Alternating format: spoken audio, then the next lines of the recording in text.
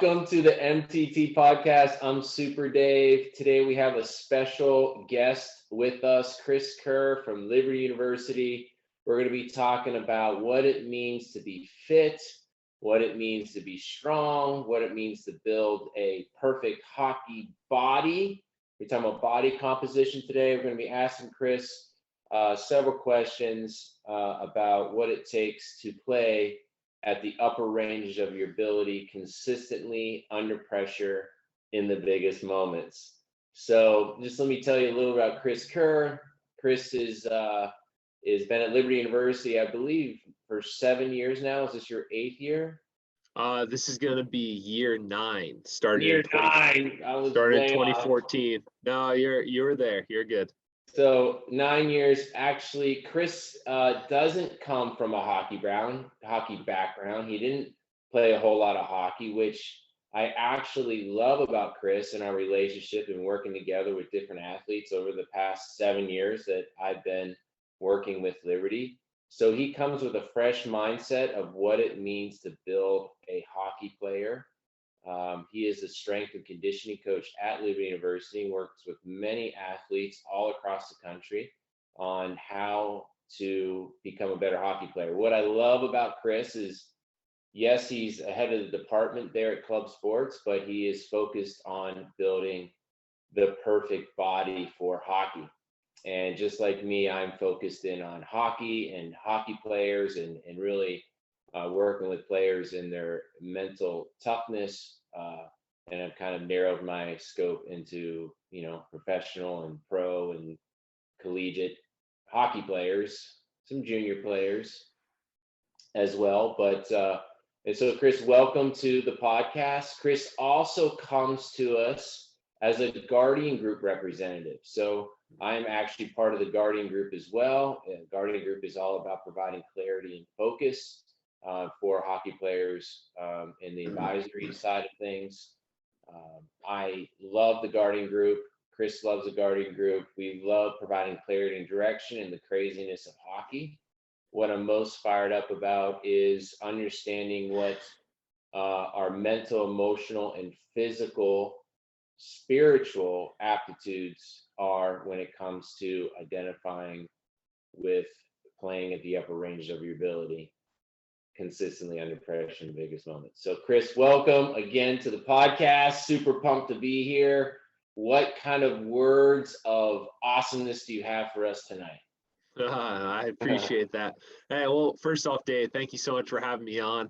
I've been, since day one, following your podcast and all the content you've put out. And, obviously we've had a great relationship over the years, but even just hearing you, say all the things you do and just different techniques on the mental side, on the preparation side, again, hearing it out of the context of, in the ice rink at Liberty, it really speaks. And I know for anybody listening right now, just make sure you're on Dave's stuff. It really works when you talk to athletes at the highest levels that hopefully you're aspiring to achieve to.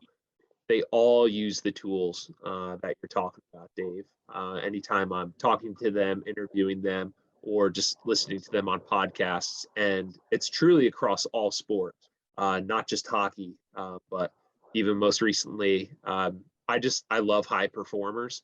And so I was listening to a podcast of the coach of one of the world's greatest grapplers.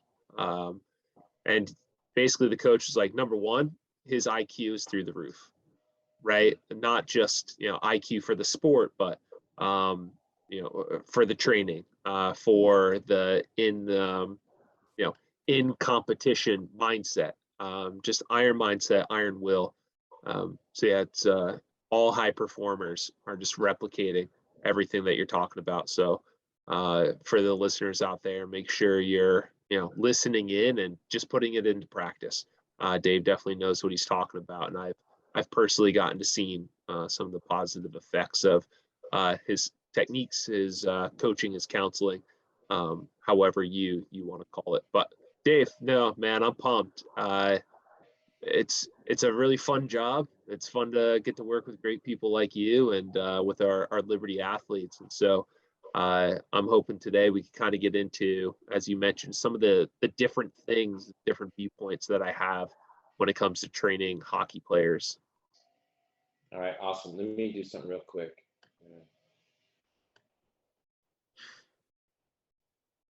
the camera wasn't on. This is the way better camera. That looks great. That look better? Yeah, I could see a bit more. Yeah, I like that. Looks like you got real wood. I just got a nice little screen back here. You got the green screen going. That's awesome. Oh yeah, wife Right. bought me that. She's awesome. Let's turn this just the hair.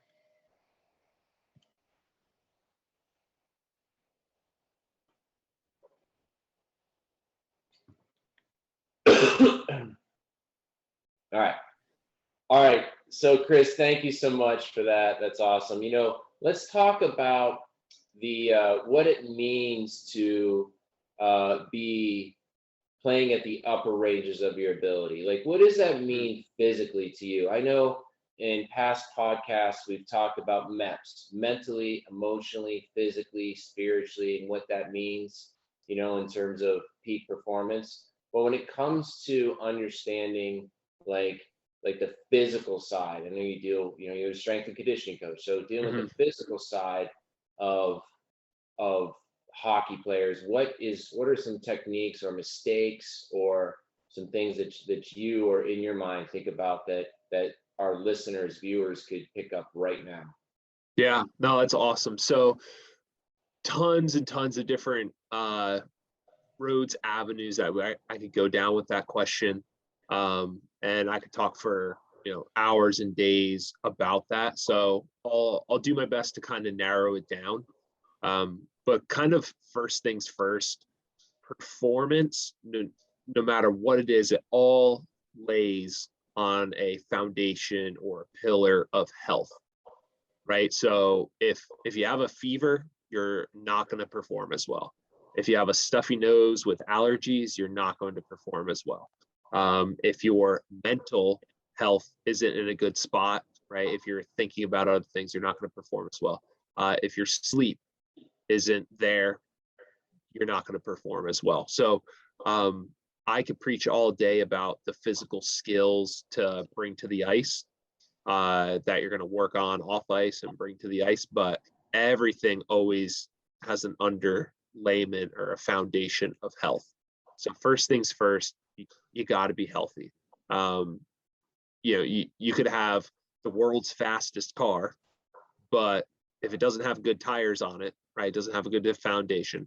If it doesn't have the right fuel or gasoline inside of it, it's just not going to perform. Okay, so same thing. You could do months and years of preparation for the big game or the big moment or the big tryout, but if you're not healthy, it just doesn't matter. Okay, so we could go down that later if you want, but as far as the physical side goes, so having not come from a hockey background, I don't have that classic, you need to be a big, giant, strong, classic Western Canadian hockey player, where they grow big and thick out there.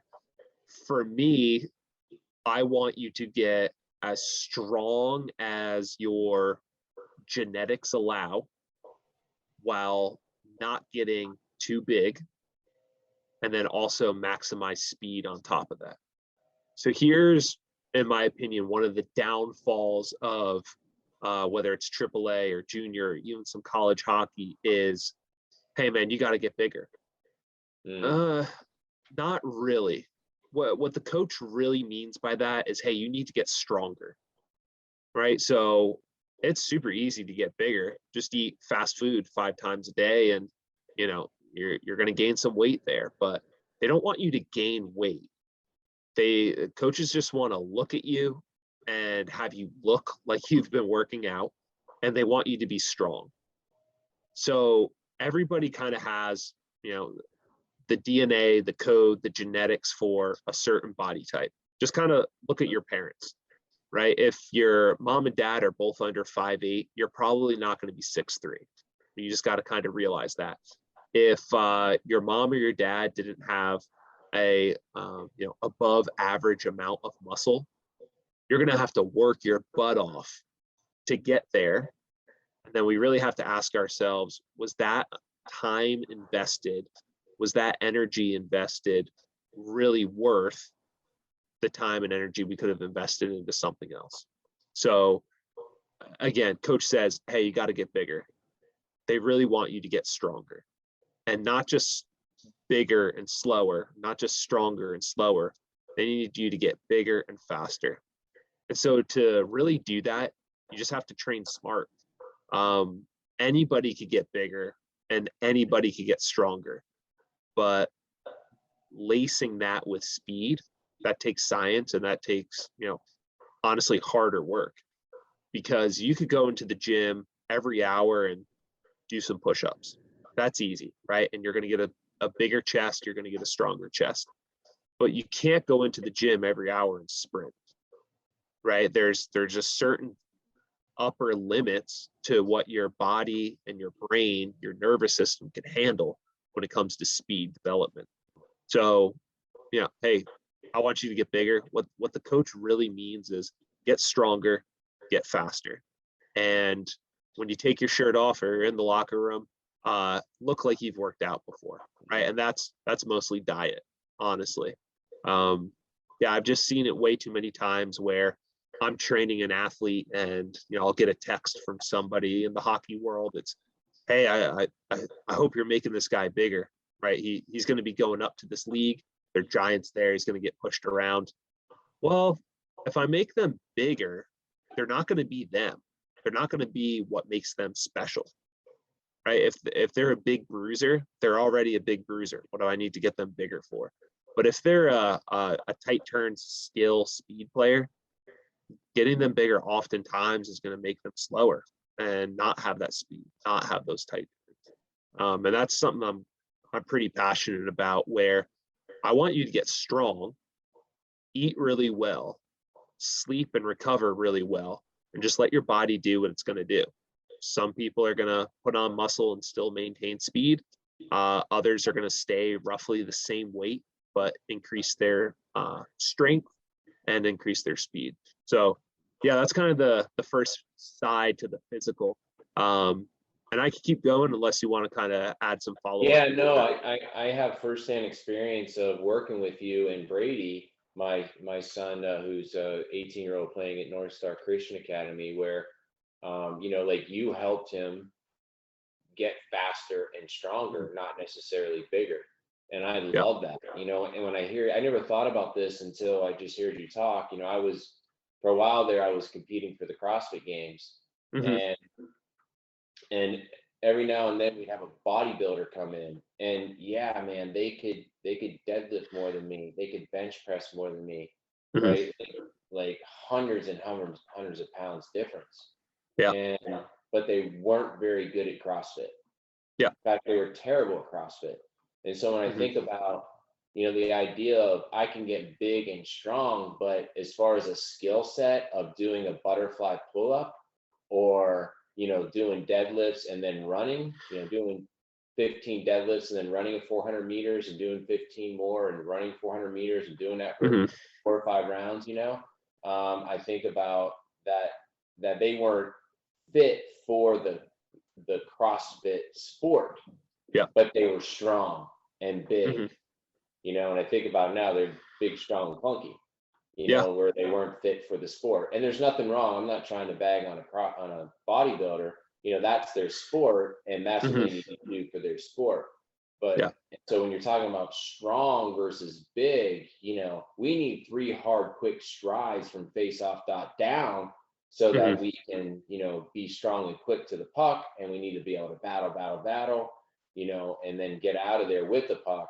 We don't need to be super big to do that, right? So it's definitely what I'm hearing you say is it definitely is a different type of body that we're building and a different type of skill set that we're doing.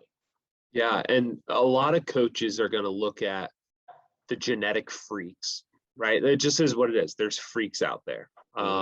When you come across one, I've been fortunate to get my hands on the highest level of professional athlete and 5-star recruits. And they're just different than everybody else.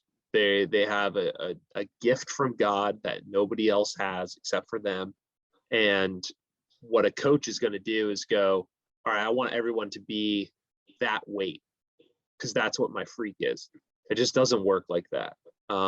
There's different body types for different skill levels. And if you try to change somebody's body, if you try to change their physiology, you're going to be changing them. Everybody has the classic story of, I was 160 pounds in high school and I put on 30 pounds and I had this and that. Well, yeah, no duh. You probably slept a little better, ate a little better, so you could fully express your, genetic potential you were born with, and you started finally working hard or working smart. But yeah, I'm really opposed to adding size that just isn't necessary oftentimes. And I've seen it where the scrawniest guy in the locker room is the best guy on the ice. So what are we doing here? If I try to make that, that kid bigger, is he going to be a better hockey player? No, oftentimes not. And if you're just nasty, the coach wants you. It doesn't matter how you look. Coach wants you. That's good. So, like, what are some common mistakes in the weight room? Like, can we get down? I know it's hard, probably isolating different exercises or things we can do to build for stronger athletes, but and maybe you take it from the situation of mistakes. Like, what are some common mistakes that hockey players will do in the weight room? Yeah, no, great question. I'm just writing my thoughts down while I have it. So the first thing is bodybuilding. When you are putting all this time, effort, focus, and energy into just making a muscle bigger to make it bigger, to me, it's just extra wear and tear that you don't want. At the end of the day, the sport of hockey is played on the ice, and there's not a barbell, a weight, or a dumbbell in sight. So you need to be able to move. You need to be able to move really well. Here's an example.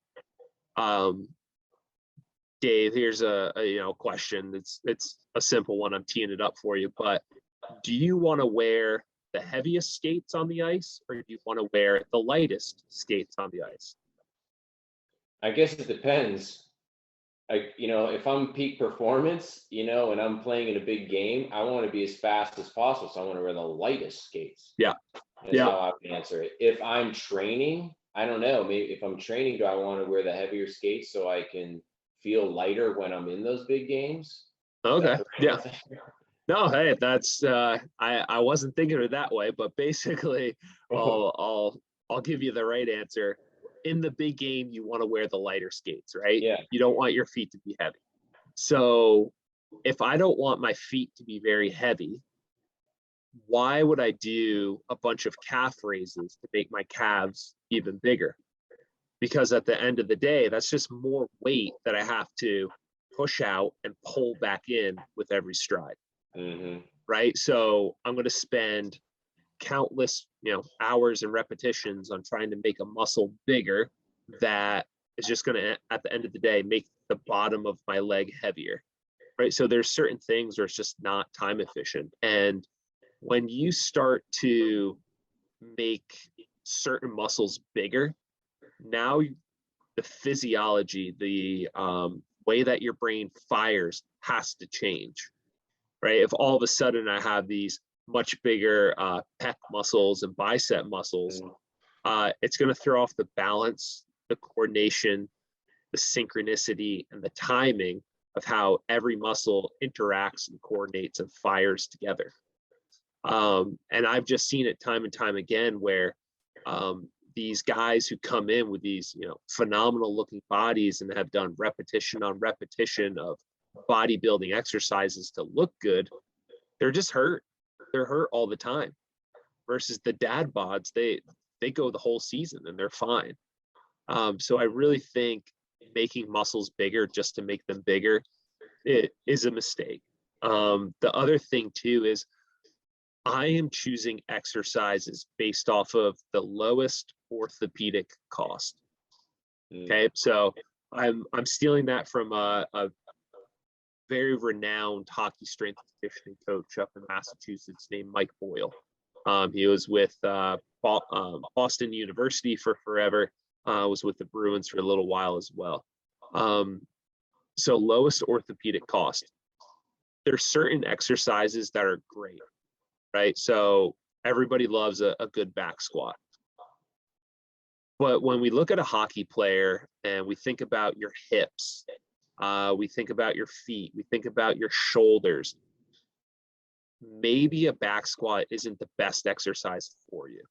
Maybe splitting your feet and having you do a split squat might be a little bit better. And maybe doing a split squat with a bar that sits on your shoulders like a safety bar is a little bit better, where you don't have to, put your arms out to the side, but you could have your arms hugged against your chest. Deadlifts are awesome. But if your hips are tight and you're always in that kind of rounded over hockey position, and if you're tall, it might be hard to bend down and get into a great position for deadlifts. So maybe what we do instead is you start at the top range of the motion and you do more of a Romanian deadlift, right? Where you're going down and up versus up and down. Or maybe two, you just use a trap bar where the weight is more equally distributed around your body and you can kind of get into a more vertical stance.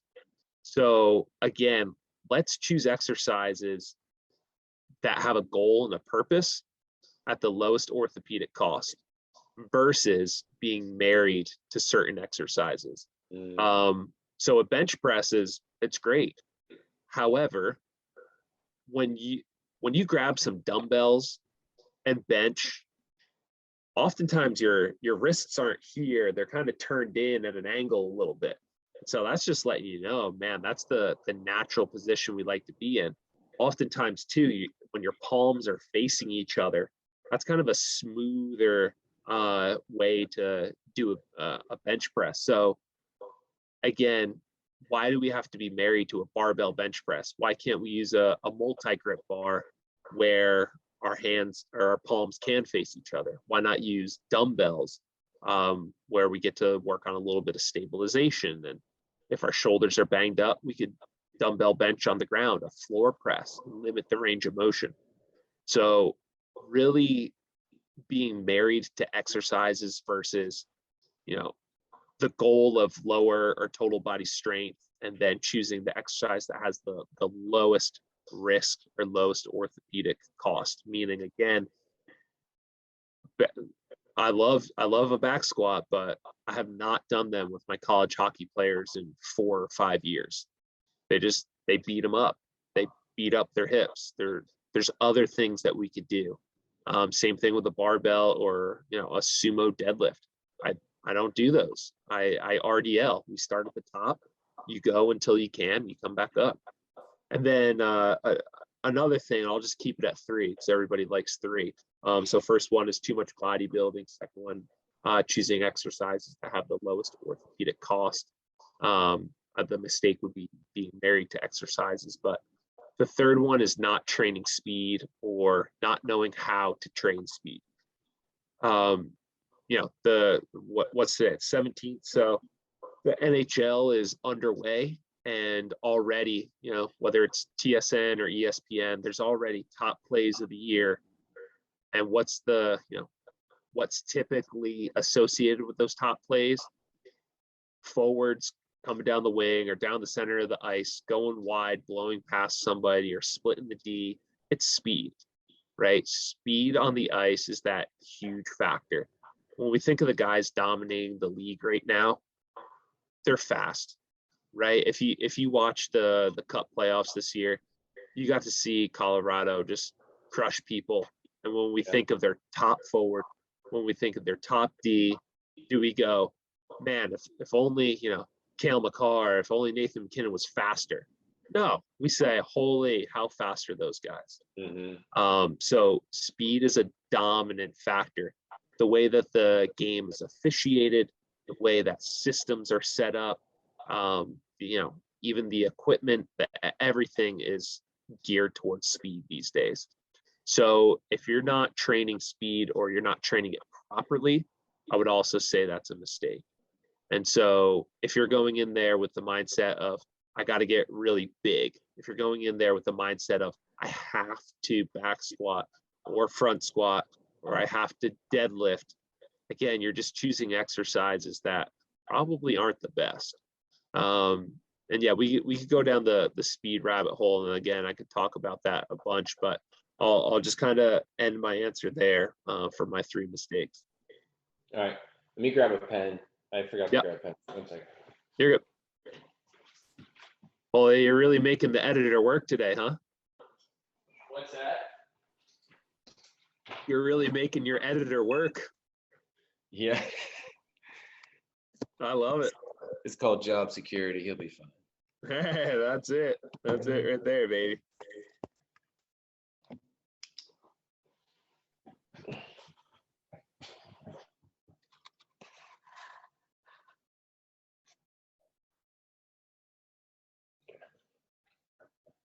And these are great questions too, Dave. You're crushing it. Yeah, man, that's a great answer. I love it.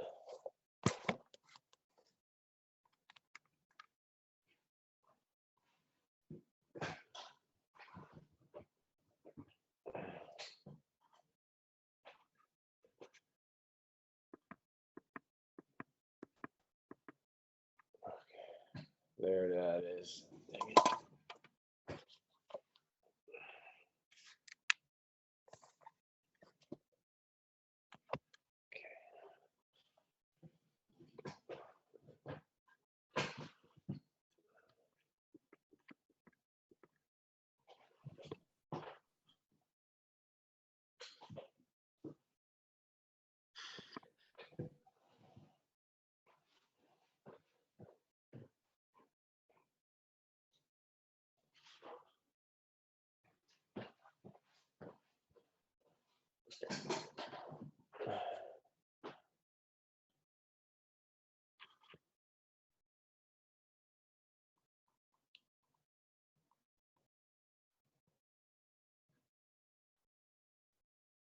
All right.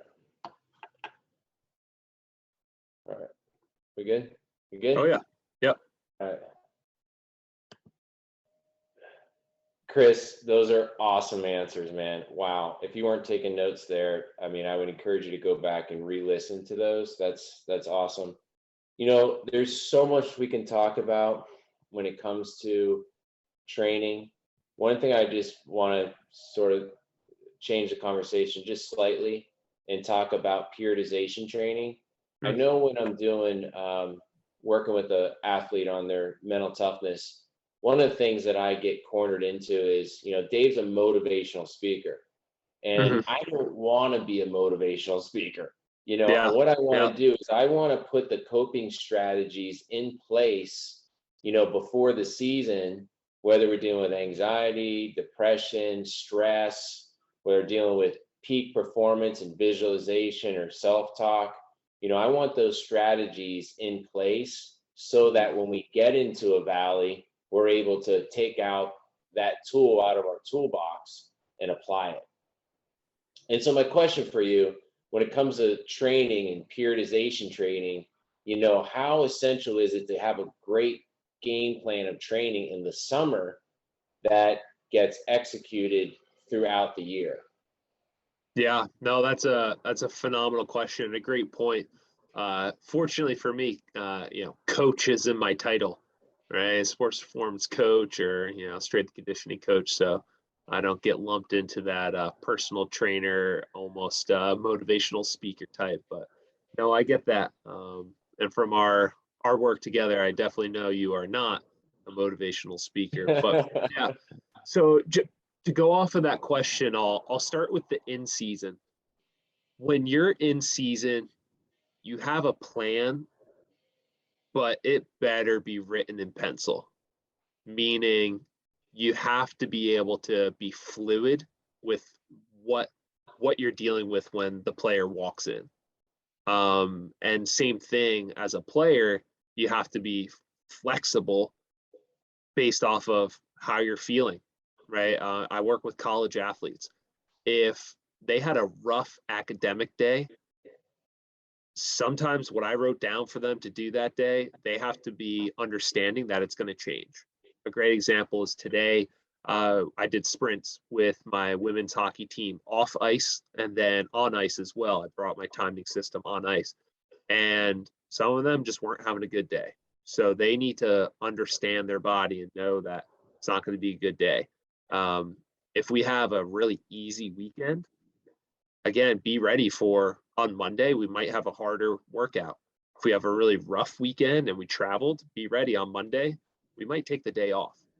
Right? So when you're in season, I of course have my plans, I have my progressions, I have things ready to go, but man, I'm the first person to change it.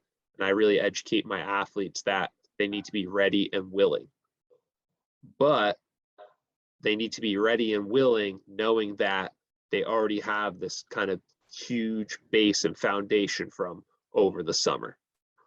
So over the summer is when your weight room and your on ice could be equal, or even your weight room could go a little bit above in terms of importance. Once you hit in season, the ice is the only thing that matters. If you only have time for 4 practices and maybe 1 workout, you do the 4 practices.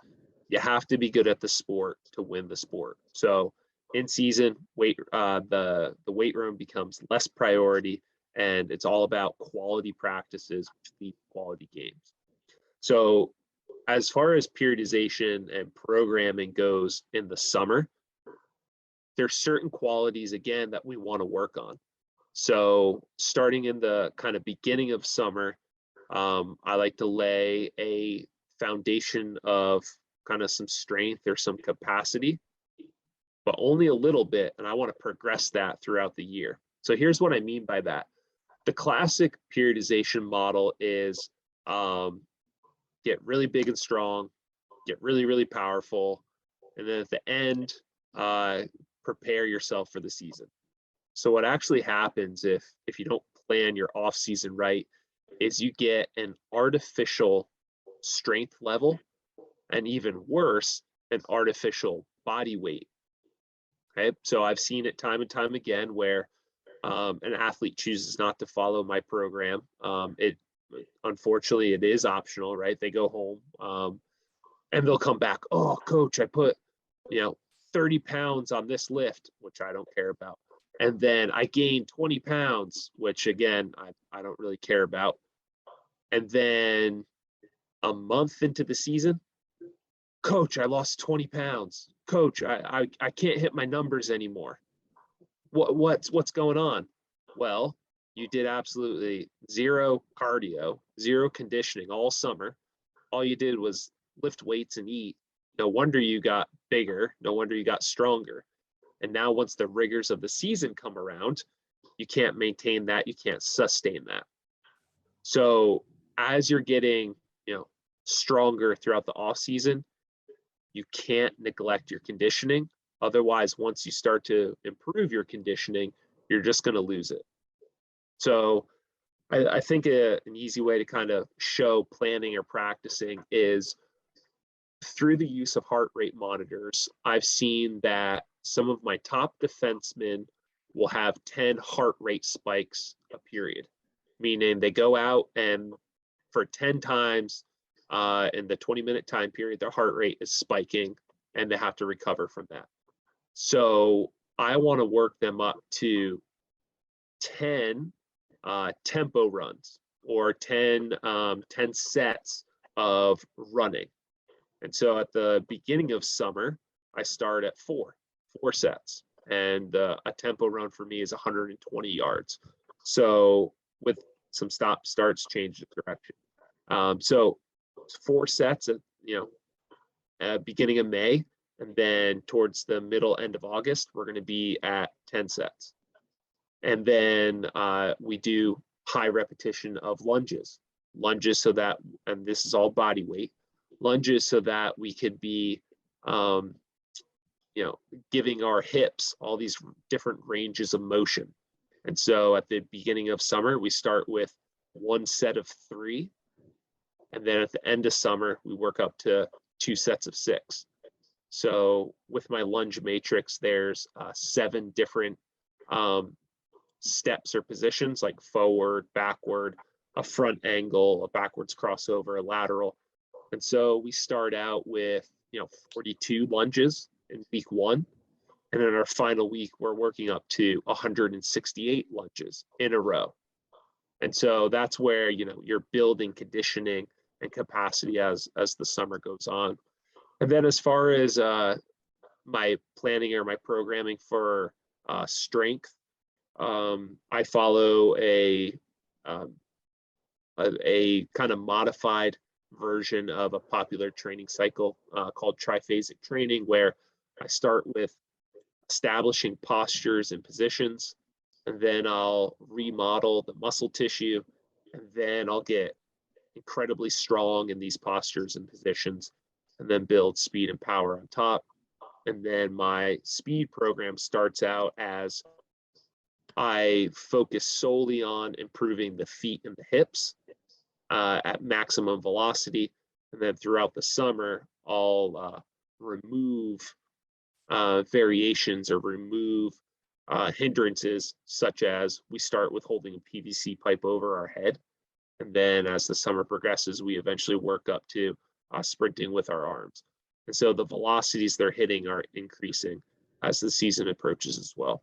So to kind of just give a quick summary of that, your off season or your summer periodization needs to be set up to give you the best chance on the ice once the season starts up.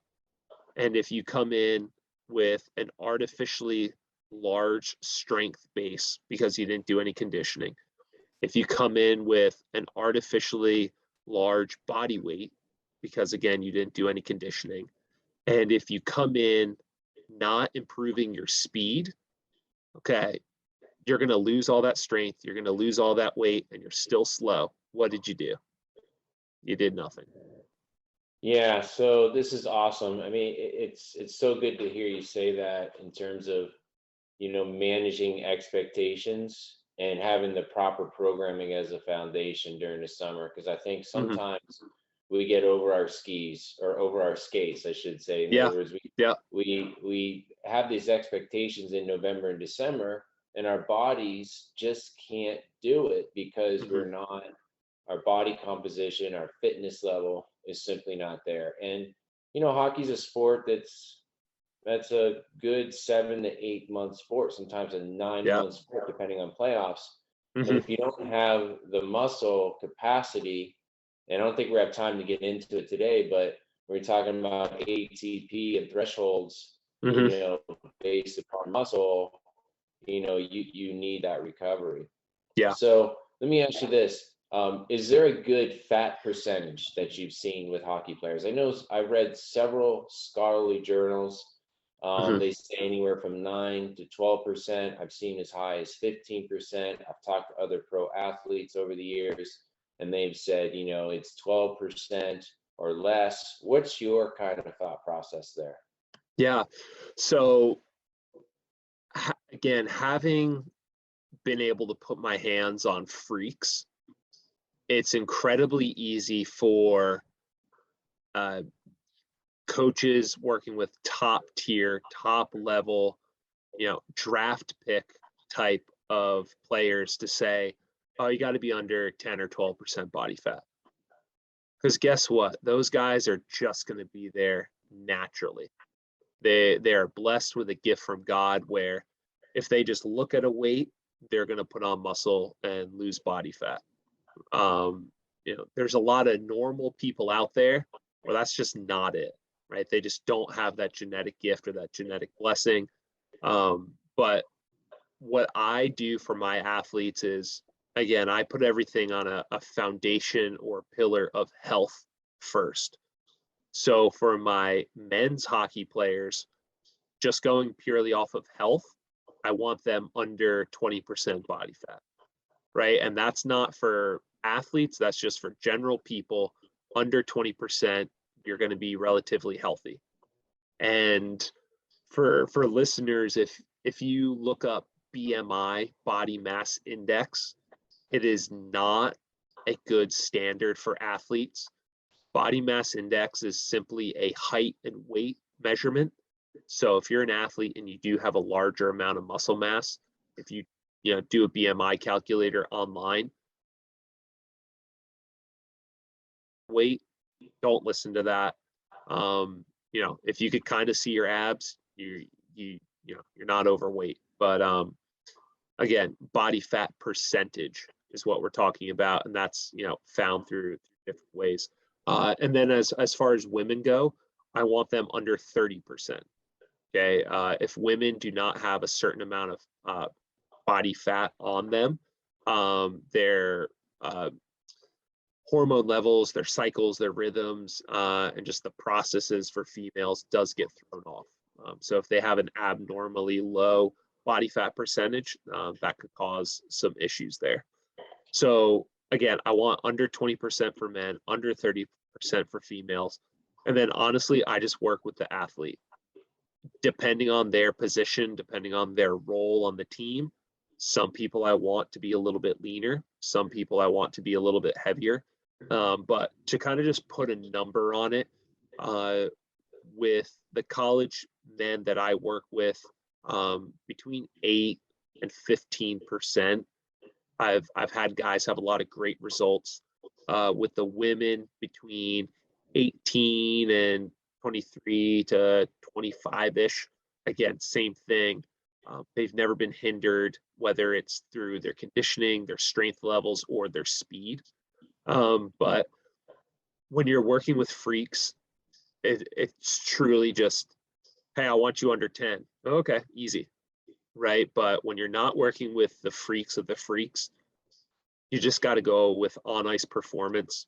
And then you have to kind of use your brain with it of, are they healthy enough? They feel good. Is them losing a certain amount of body fat going to be beneficial or not? So yeah, that's kind of my answer there. Did I answer that okay for you there, Dave?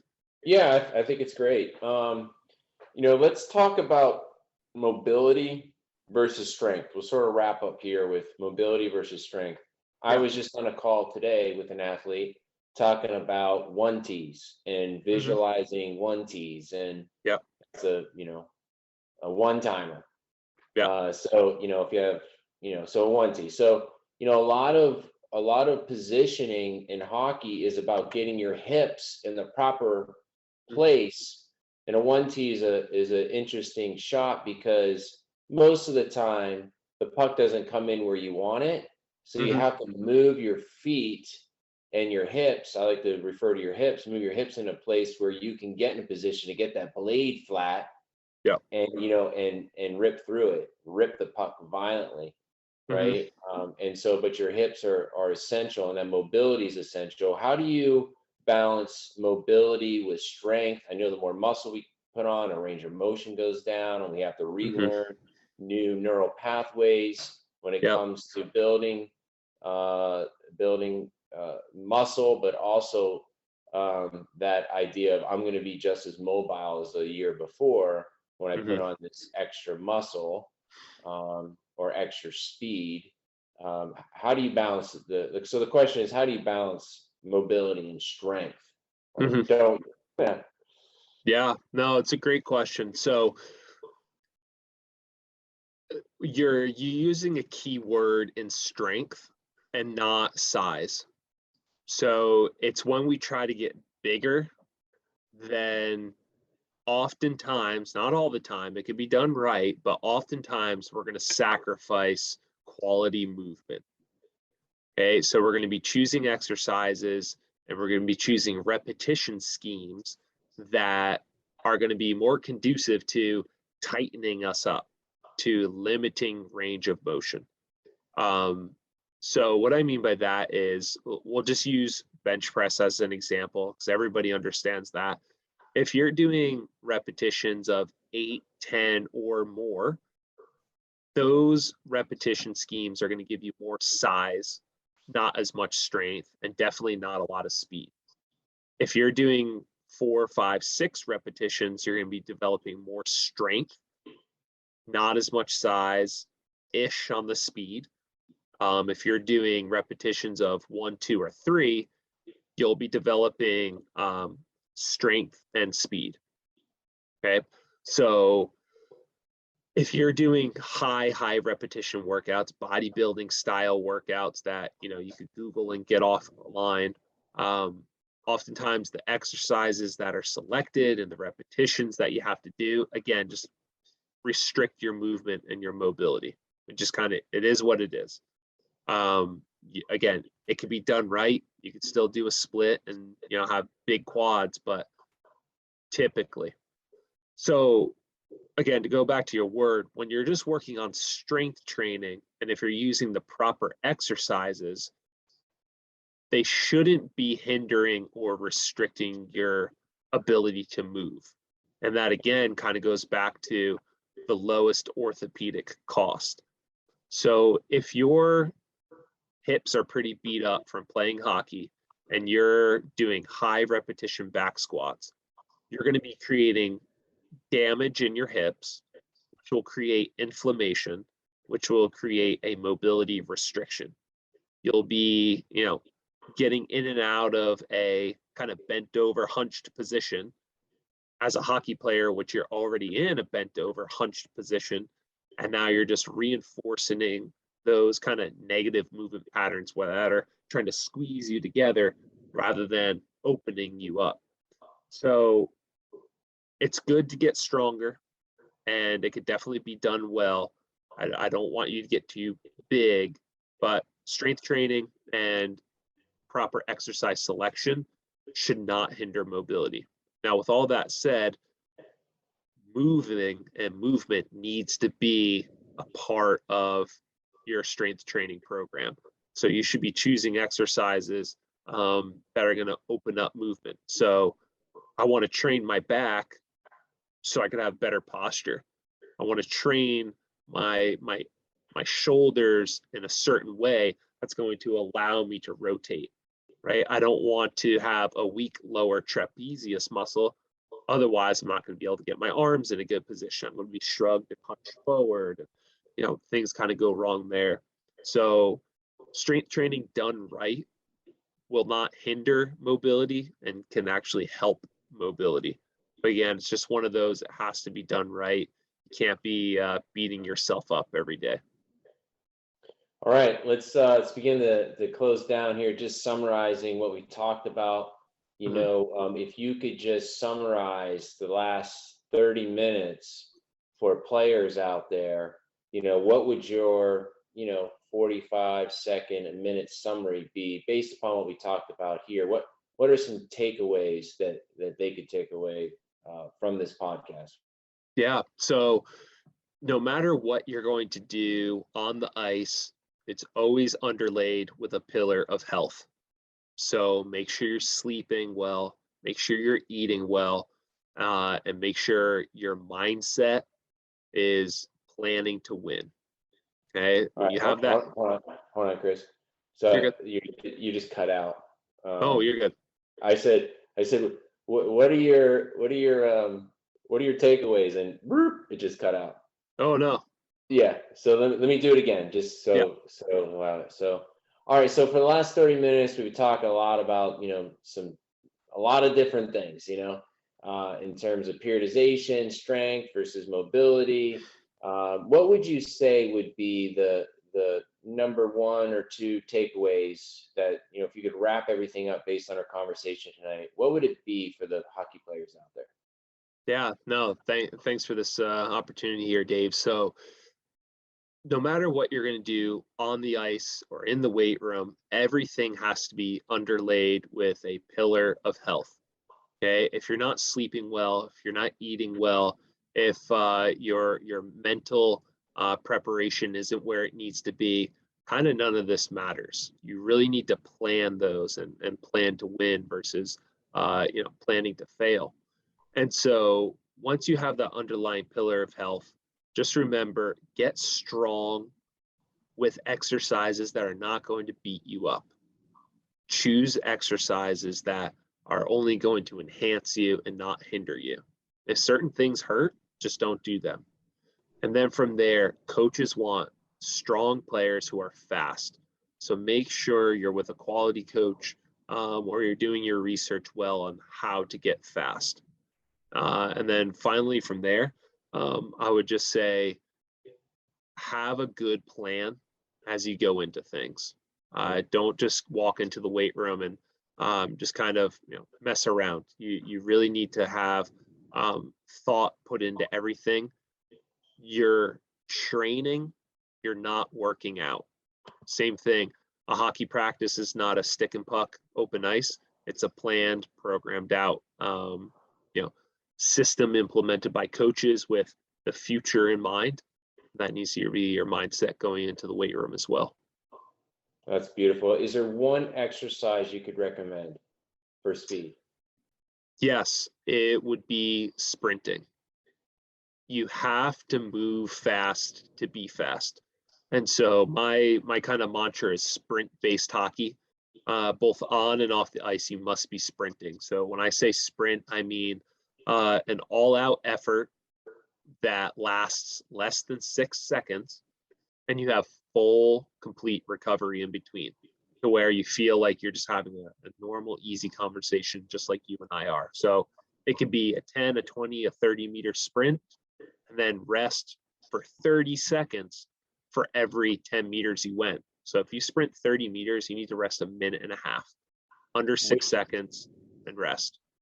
Would you do it with load or without load? So what I'm asking is, would you have a vest on? Would you pull something? What would be the recommendation there? So I prescribe in hockey you have to be winning the battle between the blue lines, right? You have to be winning the battle from in front of the net to, the boards, from the face-off dots in the O-zone to the boards. It's really about that explosive 2-3 steps. And so if you're going to train 3 days a week, Monday and Friday, you want to be pulling something, or you could wear a vest or a hill sprint. So Monday and Friday are going to be resisted sprints with, a shorter distance, right? So a 10 or a 20-meter sprint, you'd be towing a sled. I'm not a huge fan of parachutes, but if you have it, you got it. So a sled or something, a hill sprint is fantastic as well. And then on Wednesday, that's where we're going to do our longer body weight sprints. So we can work on that kind of, goal line to red line speed. But at the end of the day, what wins hockey games is, slight separations and acceleration.